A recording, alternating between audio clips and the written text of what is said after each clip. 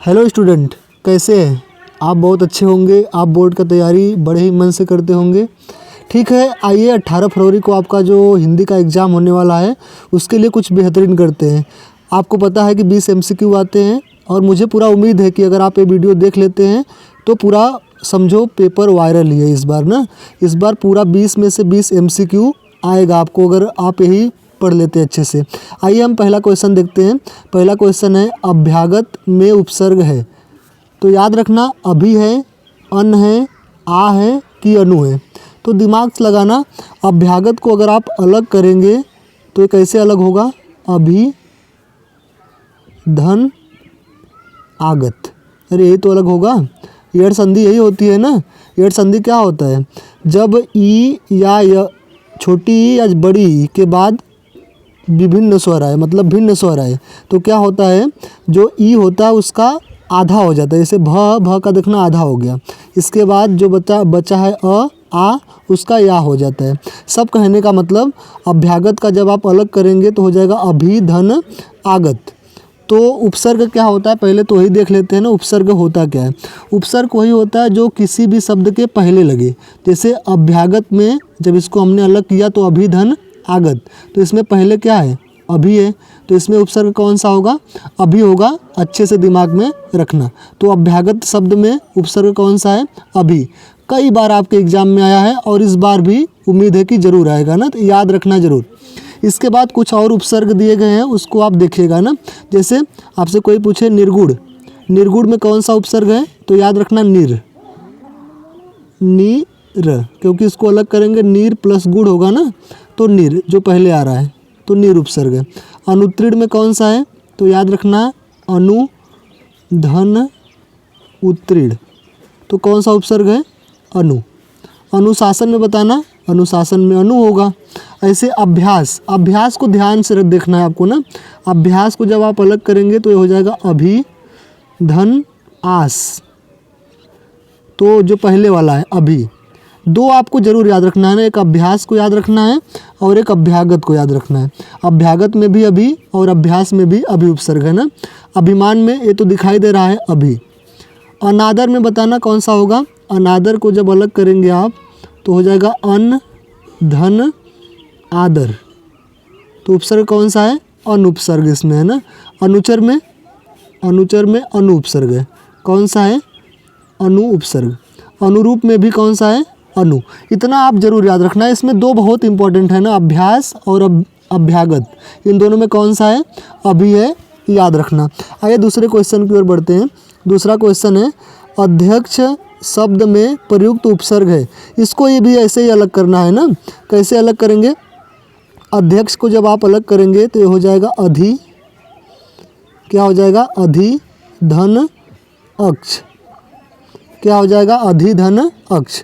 अरे आप जानते हैं एड़ संधि है ना, क्योंकि ये जो ई है, अधि में ई आ रहा है, ई के बाद भिन्न स्वर आ गया ना, अ आ गया, तो आप जानते हैं एड़ संधि में क्या होता है? ई का आधा हो जाएगा। ध का देखना आधा ध हो गया। इसके बाद जो ई है और ये अ है मिलकर क्या बन जाएगा? इ बन जाता है। तो अध्यक्ष इस प्रकार से बना है ना। तो इसमें उपसर्ग कौन सा है? तो याद रखना अधि उपसर्ग है। कौन सा उपसर्ग है? अधि उपसर्ग है। तो इसका ऑप्शन कौन सा हो जाएगा? Option number C correct answer हो जाएगा। कुछ और आपको याद रखना है उपसर्ग, जैसे अपव्यय। आपसे कोई पूछे अपव्यय में कौन सा होगा? तो याद रखना अप, कौन सा? अप उपसर्ग है। अनुग्रह में कौन सा उपसर्ग है? तो याद रखना अनु उपसर्ग है। पर्यावरण को याद रखना, इसको जब संधि विच्छेद करेंगे आप तो परि धन आवरण हो जाता है, तो इसमें कौन सा उपसर्ग है? परि है। उपहार में कौन सा है? उप उपसर्ग है। उपदेश में कौन सा है? उप है। याद रखना, ये सब सारे क्वेश्चन आपके एग्जाम में बने हुए हैं ना, इसलिए हम आपको बता दिया और आपको भी ध्यान रखना चाहिए ना। तीसरा क्वेश्चन है, उप, उपसर्ग से बना शब्द नहीं है। कौन इसमें से उप से नहीं बना है? तो याद रखना उपदेश, उपदेश में देखना उप है, मतलब ये तो बना है। अब देखना उपवन, उपवन में भी उप है, मतलब ये बना है। उपनाम में भी उप है, मतलब ये बना है। देखना ऊपर में नहीं है, ऊपर में बड़ा हुआ रहा है ना, इसलिए नहीं है। तो ऑप्शन नंबर बी क्या हो जाएगा? करेक्ट आंसर हो जाएगा। आइए चौथे नंबर क्वेश्चन की ओर बढ़ते हैं। चौथा नंबर क्वेश्चन है, नीलकमल में समास है। अब देखना है, बहुत बेहतरीन क्वेश्चन बन जाता है ना। नीलकमल में समास है, तो आपको ध्यान क्या देना है कि ये जो नीलकमल में समास होता है वो होता है कर्मधारय।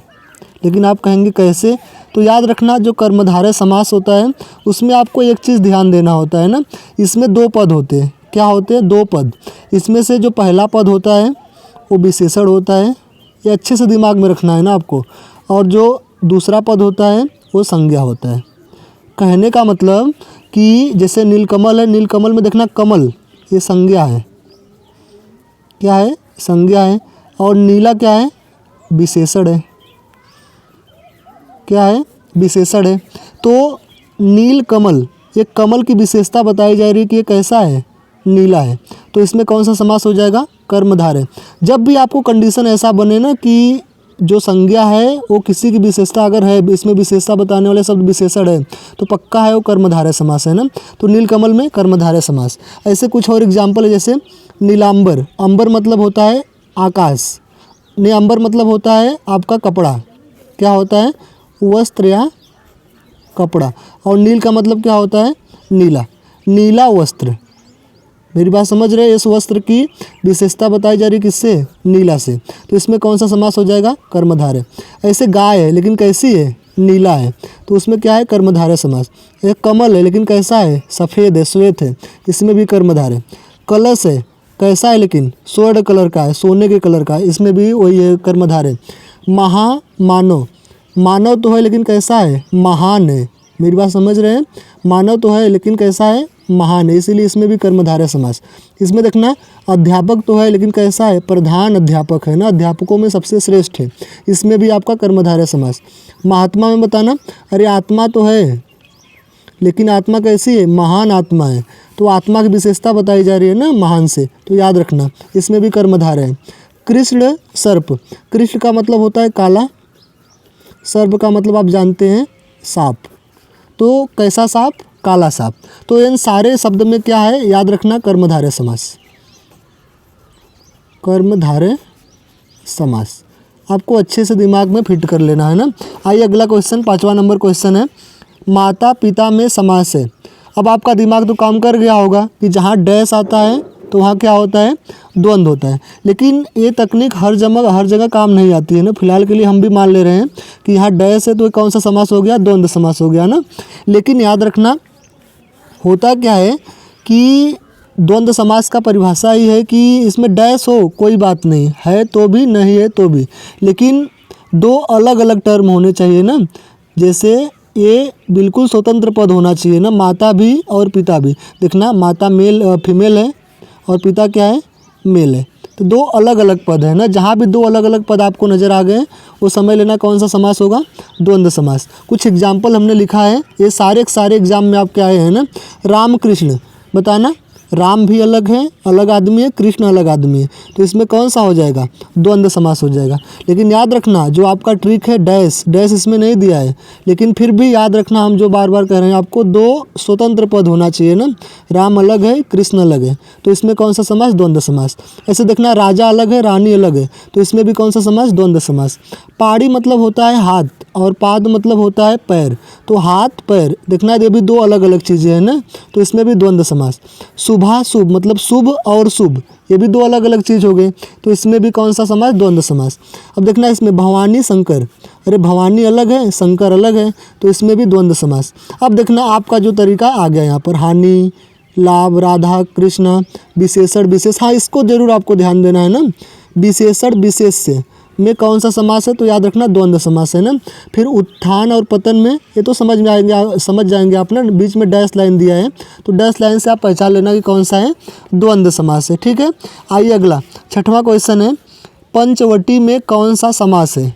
अब क्वेश्चन आ गया कि पंचवटी में कौन सा समास है, तो याद रखना पंचवटी में कौन सा समास है? द्विगु समास है। कौन सा है? द्विगु समास है। लेकिन कैसे? तो याद रखना द्विगु समास क्या होता है? जिसके पहले कोई न कोई क्या आ जाए? संख्या। जैसे पंचवटी, वट तो है लेकिन कितने हैं? 5 है, ये 5 वट है ना, तो इसीलिए कौन सा हो गया? द्विगु समास। द्विगु समास में जो पहला पद है वो संख्यावाचक होता है, आपको दिमाग में रखना है ना। अब देखना कुछ एग्जाम्पल है जो आपके एग्जाम में सीधे क्वेश्चन सब सारे पूछे गए हैं ना। पूछा जाएगा शताब्दी, शताब्दी आप जानते हैं अब्द मतलब होता है साल और शत मतलब होता है 100, मतलब 100 सालों का समूह है। तो शत शब्द आ गया ना, इससे आप पहचान लेना है कौन सा है, ये है द्विगु समास। चौराहा, रास्ता तो है लेकिन कितना, 4 रास्तों का ये समूह है, तो ये कौन सा हो जाएगा, द्विगु समास। चौमासा, 4 महीनों का ये समूह है ना, तो चौमासा। दोपहर, दोपहर, दो मतलब 2 और पहर मतलब समय, 2 समय का बात हो रहा है ना, दोपहर है, दूसरा पहर मतलब। त्रिफला, 3 और फला मतलब होता है फलों का समूह, 3 फलों का समूह, तो इसमें भी क्या हो जाएगा, द्विगु समास। नवरत्न, ये आपको जरूर ध्यान देना है ना, आप इसमें आप कंफ्यूज होंगे। नवरत्न आएगा तो आपका दिमाग जरूर करेगा कि हम द्वंद्व मार देना, लेकिन द्वंद्व नहीं होगा, कौन सा होगा, द्विगु समास। क्यों, क्योंकि रत्न तो है लेकिन कितने हैं, 9, पहला क्या हो गया, संख्यावाचक हो गया, तो नवरत्न। त्रिवेणी, याद रखना, त्रि मतलब 3, वेड़ी का मतलब होता है नदी, 3 नदियों का समूह, दिमाग में रखना है आपको ना। सप्ताह, 7 दिनों का समूह। सप्तर्षि, 7 ऋषियों का समूह। पहला शब्द क्या है, देख रहे हैं आप, पहला हमेशा संख्यावाचक आएगा ना। ऐसे त्रिभुवन, त्रिभुवन, त्रि आ गया। 9 ग्रह, 9, तिरंगा में 3 आ गया, पंचतंत्र में 5 आ गया। फिर पंचानन, आनंद मतलब क्या होता है, मुख, पंच मतलब 5, 5 मुख, तो पंच शब्द आ गया ना, तो याद रखना दिमाग में ना, इसमें भी क्या है द्विगु समास। त्रिकोण, इसमें भी 3 आ गया। सप्त, त्रि, पंच, चतुर्वेद, 4 वेदों का समूह, तो 4 भी यहाँ पर, ये सारे एग्जाम्पल आपके एग्जाम में आए हैं ना, दिमाग में रखना है आपको ना। ठीक है, अगला क्वेश्चन की ओर बढ़ते हैं। 7 नंबर क्वेश्चन देखना। 7 नंबर क्वेश्चन क्या है कि नीलकंठ समस्त पद में प्रयुक्त समास है। तो याद रखना, जो नीलकंठ है, नीलकंठ में समास है बहुब्रीहि, कौन सा है, बहुब्रीहि। अब कैसे, तो याद रखना बहुब्रीहि समास क्या होता है, याद रखना इसमें भी 2 पद होते हैं, लेकिन दिक्कत क्या है कि ना तो पहला पद प्रधान रहेगा और ना ही दूसरा पद प्रधान रहेगा, बल्कि इन दोनों के अलावा कौन सा पद, एक नया पद, तीसरा पद प्रधान होता है ना। मतलब जैसे नील, नील मतलब नीला, कंठ मतलब अरे गले के पास जो कंठ है, तो किसका कंठ नीला है बताना, तो शंकर भगवान, शंकर। तो एक नया शब्द बनना चाहिए ना, जब भी एक नया शब्द बन रहा है तो आप मान लीजिए कौन सा वहाँ पर समास है, बहुब्रीहि। तो फिलहाल के नीलकंठ समस्त पद में प्रयुक्त समास कौन सा है, बहुब्रीहि समास है। कुछ एग्जाम्पल आपके एग्जाम में आए हैं, ये सब भी देख लेना। चक्रधर, चक्र मतलब सुदर्शन चक्र जानते हैं, धर मतलब धारण करने वाले। चक्र को किसने धारण किया था बताना, भगवान कृष्ण। तो चक्रधर में कौन सा समास हो जाएगा, बहुब्रीहि समास। पीताम्बर, पीत मतलब पीला, अंबर मतलब वस्त्र, पीला वस्त्र कौन धारण करते हैं, अरे भगवान कृष्ण या विष्णु, किसी को भी आप कह सकते हैं, तो हमने विष्णु लिख दिया। चक्र पाड़ी, चक्र मतलब वही चक्र, पाड़ी मतलब हाथ में, किनके हाथों में चक्र है, या तो विष्णु के या तो कृष्ण को, मतलब कोई ना कोई तो है ना। तो याद रखना इसमें भी कौन सा समास हो जाएगा, बहुब्रीहि समास। बीड़ा, पाड़ी मतलब हाथ, किनके हाथ में बीड़ा है बताना, माता सरस्वती। एक नया शब्द बन रहा है सब में, देखना जिसमें भी एक नया शब्द बने वो कौन सा समास होगा, याद रखना बहुब्रीहि। ऐसे लंबोदर, लंब मतलब लंबा, उदर मतलब पेट, जिनका पेट बड़ा हो किनका है, और भगवान गणेश का, मतलब इसमें भी कौन सा समास होगा, बहुब्रीहि समास। ऐसे चंद्र मतलब चंद्रमा, शेखर मतलब होता है माथा, किनके सर पे किनके माथे पे चंद्रमा है बताना, अरे भगवान शंकर के, अरे यस या नो, शंकर के ही तो है। चंद्रशेखर में कौन सा समास हो जाएगा, बहुब्रीहि, दिमाग में रखना आपको ना।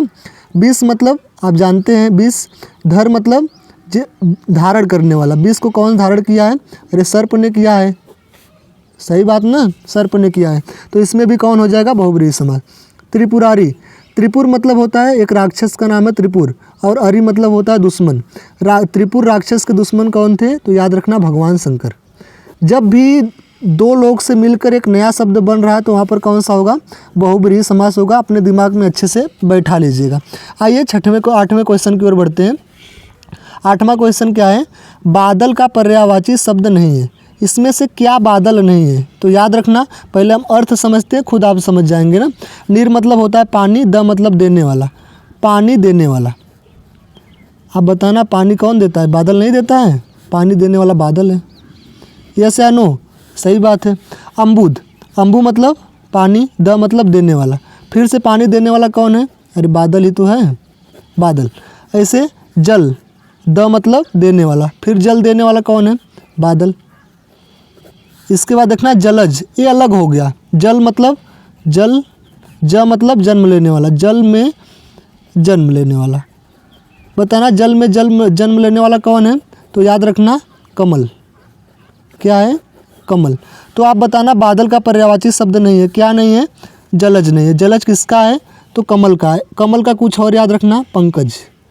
आप याद रखना ना, आपके लिए बड़ा ही महत्वपूर्ण है। आइए 9वां क्वेश्चन की ओर बढ़ते हैं। निम्नलिखित में से अग्नि का पर्यायवाची नहीं है। क्या इसमें अग्नि का पर्यायवाची नहीं है? अनल नहीं है, कि अनिल नहीं है, कि पावक नहीं है, कि ज्वलस नहीं है। तो याद रखना ना, हम आपको ट्रिक से आपको इससे बता दे रहे हैं, आप समझना। देखना क्या नहीं है इसमें, हमसे ये पूछ रहा है ना, तो पहले हम जान लेते हैं कि अग्नि का पर्यायवाची क्या क्या है ना। देखना नल, नल हमेशा कन्फ्यूजन होता है कि अनल और अनिल में किसका किसका पर्यायवाची है ना। तो नल, आग लगेगी तो किसकी ज़रूरत पड़ेगी? अरे नल की तो ज़रूरत पड़ेगी। तो ये आग का पर्यायवाची है, अग्नि का पर्यायवाची है, अग्नि का पर्यायवाची अनल है। अब देखना जब ये अग्नि का हो गया तो अनिल, अनल अनिल में कन्फ्यूजन रहता है।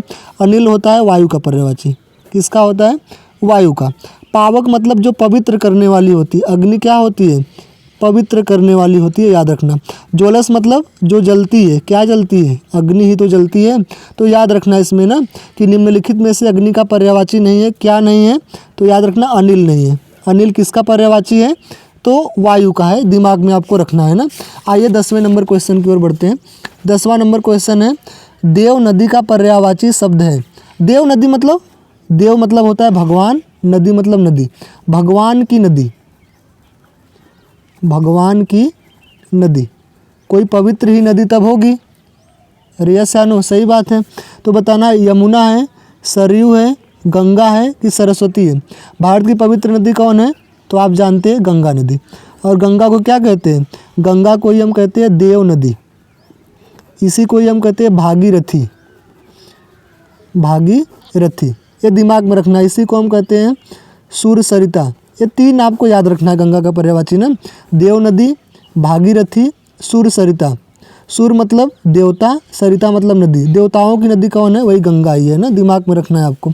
अब देखना यमुना का एक आपको याद रखना है ना, यमुना को हम कहते हैं कालिंदी। क्या कहते हैं? कालिंदी। यमुना का एक पर्यायवाची क्या है? कालिंदी है, आपको दिमाग में रखना है। तो देव नदी का पर्यायवाची शब्द कौन सा है? गंगा है, option number C. 11 number question, निम्नलिखित में से गंगा का पर्यायवाची नहीं है। क्या नहीं है?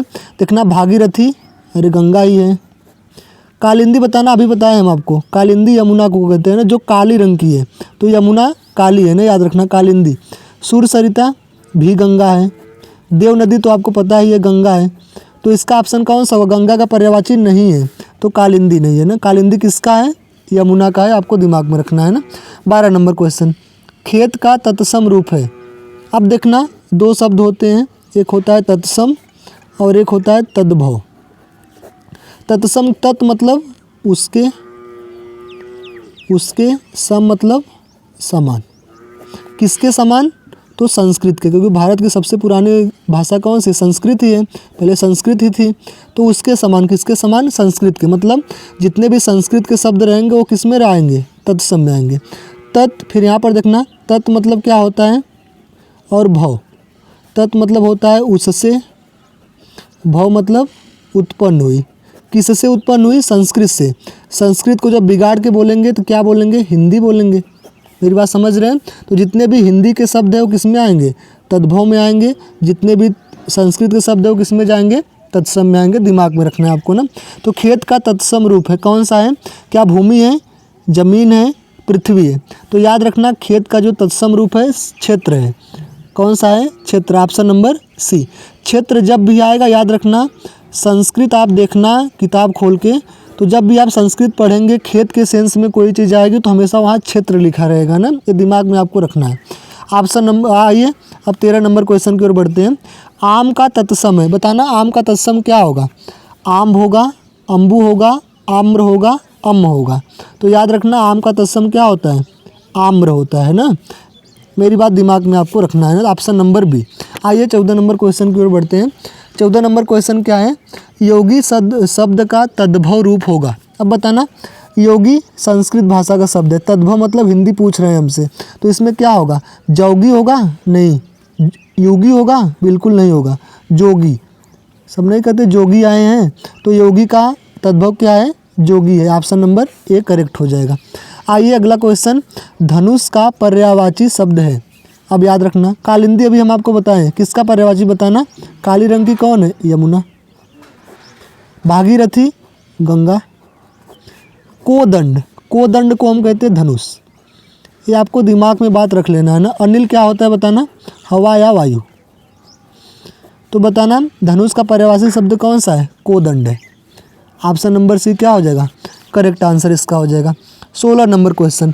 अब देखना आपका शुरू होता है वाच्य। बड़ा ही महत्वपूर्ण टॉपिक है ना वाच्य। वाच्य मतलब जो इंग्लिश का वायस है, एक्टिव वायस पैसिव वायस आप पढ़ते हैं ना, तो वाच्य दो जो होता है याद रखना 3 प्रकार का होता है। कितना होता है? 3 होता है ना। एक होता है कृतवाच्य, एक होता है कर्मवाच्य और एक होता है भाववाच्य। ये दिमाग में रखना।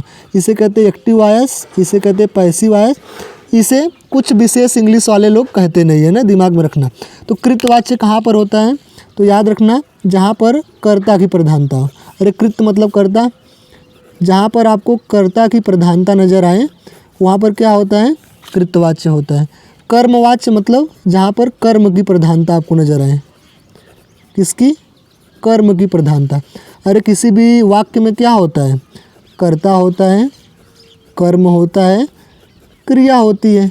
3 ही चीज़ होता है ना वाक्य में। अरे बताना, कर्ता होता है, कर्म होता है और क्रिया होता है। तो कर्ता हो चुका है, कर्म हो चुका है, तो भाववाच्य कहाँ पर रहेगा? जहाँ पर क्रिया प्रधान हो, क्रिया की प्रधानता। अपने दिमाग में अच्छे से इस बात को बैठा रहे। सारे क्वेश्चन पूछे गए हैं ना कि क्रिया की प्रधानता किस वाच्य में होती है, तो आंसर कौन सा होगा? भाववाच्य। कर्म की प्रधानता कहाँ होती है? कर्मवाच्य। कर्ता की प्रधानता कहाँ होती है? कृतवाच्य में। इतनी बात आपको जानना चाहिए। देखना आप, कर्तृवाच्य में प्रधानता होती है, बताना किसकी होती है? अरे कर्ता की होती है। सही बात कि नहीं? कर्ता की प्रधानता होती है, तो ऑप्शन नंबर सी हो जाएगा सही ऑप्शन। आइए 17 नंबर क्वेश्चन की ओर बढ़ते हैं। आदर्श से गाया नहीं जाता है, इनमें कौन सा वाच्य है? पूछ रहे हैं आपसे कि कर्तवाच्य है, कर्मवाच्य है या भाववाच्य है। तो याद रखना, हम आपको बता दें, जहाँ पर असमर्थता दिखाई जाए, मतलब जहाँ से किसी जिस वाक्य से या फिर जिससे कोई भी क्रिया नहीं हो पा रही है, जैसे आदर्श से क्या नहीं हो पा रहा है? गाया नहीं जा रहा है, असमर्थता को बताया जा रहा है यहाँ पर ना, तो वहाँ पर याद रखना हमेशा भाववाच्य होती है। कौन सा होता है मेरे भाई? भाववाच्य। दिमाग में रखना है ना। किससे नहीं गाया जा रहा है? आदर्श से गाया नहीं जाता है। बताना कहाँ ज़्यादा फोकस हो रहा है? गाया पे। गाया, देखना आदर्श से गाया नहीं जाता है, कहाँ पर ज़्यादा मतलब फोकस किया जा रहा है, जोर दिया जा रहा है? गाना पे। तो दिमाग में रखना है ना, जहाँ भी गाया क्या है? क्रिया ही है, क्रिया है। और आप जानते हैं क्रिया कहाँ प्रधान होती है? भाववाच्य में होती है। तो दिमाग में बस इतना रखना है, जहाँ पर ऐसे शब्द आ जाए कि आदर्श से गाया नहीं जाता है, रोहन से चला नहीं जाता है, उससे खड़ा नहीं हुआ जाता है, कुछ इस प्रकार के शब्द आ जाए नहीं वाले। मेरी बात समझना, जहाँ पर नहीं वाले शब्द आ जाए, जैसे आदर्श से गाया नहीं जाता है, रोहन से चला नहीं जाता है, उससे खड़ा नहीं हुआ जाता है, उससे खाना नहीं बनाया जाता है, कुछ इस प्रकार से शब्द आ जाए, तो याद रखना वहाँ पर कौन सा होगा? भाववाच्य होगा। दिमाग में रखना है आपको ना।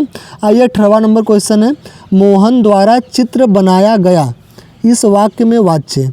अब देखना, अब ये अच्छा क्वेश्चन बन गया ना, जहाँ पर द्वारा शब्द आ जाए। क्या शब्द आ जाए? द्वारा शब्द आ जाए। ये पहचान इसकी बता रहे हैं हम। जहाँ पर द्वारा शब्द आ जाए वहाँ पर कौन सा वाच्य होता है? कर्मवाच्य होता है। ये दिमाग में अपने बैठा लेना है ना। तो मोहन द्वारा चित्र बनाया गया, तो किसके द्वारा बनाया जा रहा है? मोहन के द्वारा। ये दिमाग में आपको रखना है ना। तो ये कौन सा वाच्य है? कर्मवाच्य है। तो ऑप्शन नंबर सी। कुछ और एग्जाम्पल आपको याद रखना चाहिए, जैसे मेरे द्वारा पत्र लिखा जाएगा, द्वारा शब्द आ गया, कौन सा वाच्य? कर्मवाच्य। कर्मवाच्य। लेकिन इसमें बताना रोहन से चला नहीं जाता, अभी हम ऊपर बताए थे आपको, रोहन से चला नहीं जाता, भाववाच्य। ये दिमाग में आपको रखना है ना। द्वारा शब्द आ जाए कर्मवाच्य, और किसी से काम नहीं हो रहा है, नहीं जैसे शब्द आ रहे हैं तो भाववाच्य होगा ना। 19 नंबर क्वेश्चन, महात्मा बुद्ध ने विश्व को शांति का संदेश दिया, इस वाक्य में वाच्य बताइए। याद रखना जहाँ पर कर्ता प्रधान हो, कर्ता यहाँ पर क्या है, महात्मा बुद्ध जी हैं, तो महात्मा बुद्ध ने विश्व को शांति का संदेश दिया, इसमें याद रखना विश्व को शांति का संदेश दिया जा रहा है, लेकिन इम्पॉर्टेंट क्या है, किसके द्वारा दिया जा रहा है, महात्मा बुद्ध जी के द्वारा। तो याद रखना इसमें प्रधान कौन है, कर्ता। तो जहाँ पर कर्ता प्रधान हो क्या होता है, कर्तृवाच्य होता है ना। ये दिमाग में आपको रखनी है अच्छी सी बात। तो ऑप्शन नंबर ए क्या हो जाएगा, सही ऑप्शन हो जाएगा ना। जहाँ पर कर्ता प्रधान हो वहाँ पर कर्तृवाच्य। आपसे अगर कुछ भी नहीं हो जा रहा है तो दिमाग में रखना, सिर्फ यही एग्जाम्पल याद रखना ने, बहुत बार क्वेश्चन आ चुका है एग्जाम में ना, कि महात्मा बुद्ध ने विश्व को शांति का संदेश दिया, कौन सा वाच्य है, कर्तृवाच्य है, दिमाग में रखना है। छात्र विद्यालय में खेलते हैं, देखना बिल्कुल साधारण क्रिया है, बिल्कुल साधारण वाक्य है, तो इसमें भी कर्तृवाच्य है, कौन सा, कर्तृवाच्य ना। छात्र विद्यालय में खेलते हैं, दिमाग में रखना है। आइए 20 नंबर क्वेश्चन की ओर बढ़ते हैं। 20 नंबर क्वेश्चन है, छात्र विद्यालय में खेलते हैं, कर्तृवाच्य वाक्य का कर्मवाच्य वाक्य होगा। फिर से हम आपको एक बार बता रहे हैं तीनों का डिफरेंस ना। देखना भाववाच्य किस में होगा, जिसमें नहीं शब्द आए या फिर असमर्थता दिखाई जाए, असमर्थता ना, मतलब किसी से अगर कोई काम नहीं हो रहा है तो भाववाच्य। हमने बताया कर्मवाच्य कहाँ पर होगा, जहाँ पर द्वारा शब्द आ जाए, ठीक है। तो बचा कौन, रेकी तो बच रहा है कृतवाच्य, इसको तो आप पहचान ही सकते हैं। तो इसके अलावा जो बच रहा है वो कृतवाच्य होगा। तो देखना छात्र विद्यालय में खेलते हैं, कर्तृवाच्य वाक्य का कर्मवाच्य बनाना है। कर्मवाच्य का पहचान क्या है, द्वारा शब्द। इसमें ढूंढना द्वारा कहाँ लिखा गया है, छात्र विद्यालय में खेला करते हैं, अरे नहीं होगा, छात्रों द्वारा, देखना द्वारा शब्द आ गया, द्वारा शब्द आ गया मतलब ये कौन सा वाच्य है, कर्मवाच्य में बदला हुआ है, छात्रों द्वारा विद्यालय में खेला जाता है, दिमाग में रखना है आपको ना, ऑप्शन नंबर बी। आइए अगला क्वेश्चन की ओर बढ़ते हैं। 21 नंबर क्वेश्चन है। ऐसे क्वेश्चन आपको एग्जाम में आते हैं ना, जो रूप के एग्जाम्पल, मतलब कि एग्जाम्पल है, जैसे आपको दो चीज़ पढ़ना है, कि युष्मत पढ़ना है और एक तद पढ़ना है ना। तो हम इंपॉर्टेंट क्वेश्चन आपके लिए लाए हैं, आपको जरूर याद रखना चाहिए ना, कि युष्मत शब्द की सप्तमी विभक्ति एक वचन का रूप होगा। तो याद रखना, ये तो याद करने वाली चीज़ है, तो आप याद कर लेना। तो ही आप अगर कुछ भी नहीं याद कर पा रहे हैं तो कम से कम ये दो प्रश्न तो आप कर ही लीजिएगा ना, कि युष्मत शब्द की सप्तमी विभक्ति एक वचन क्या होगा, तो ही होगा, दिमाग में आपको रखना है option number C. 22 number question है, तद पुल्लिंग शब्द का चतुर्थी विभक्ति एक वचन का रूप है। तद का चतुर्थी विभक्ति कौन होगा, तो याद रखना तस्मै। ये याद रखने वाली बात है ना, कोई रॉकेट साइंस इसमें नहीं है ना, तस्मै। तद का चतुर्थी विभक्ति एक वचन क्या होगा, तस्मै होगा, आपको दिमाग में रखना है। ठीक है, ये रहे 22 क्वेश्चन, कुछ अच्छे क्वेश्चन है। और याद रखना कितना तारीख, आपका एग्ज़ाम किस तारीख को है बताना, फरवरी, 18 फरवरी। हिंदी आप बैठेंगे कब, 8:30 बजे पेपर मिलेगा। आप पेपर में देखना जो 20 MCQ आ रहे हैं उसमें से कम आपको 17 प्लस क्वेश्चन ही इस वाले लेक्चर से आपको मिल जाएंगे। विश्वास नहीं है तो बाद में आके आप अपना बेकार बुरा से बुरा कमेंट इस वीडियो के नीचे छोड़ जाइएगा, और अच्छा लगेगा तो कमेंट करके ज़रूर बताइएगा कि हाँ क्वेश्चन आया था। ठीक है, बहुत बहुत धन्यवाद आपका वीडियो देखने के लिए। चैनल पर नए हैं तो प्लीज़ चैनल को सब्सक्राइब, लाइक और एक प्यारा सा कमेंट जरूर करिएगा। धन्यवाद।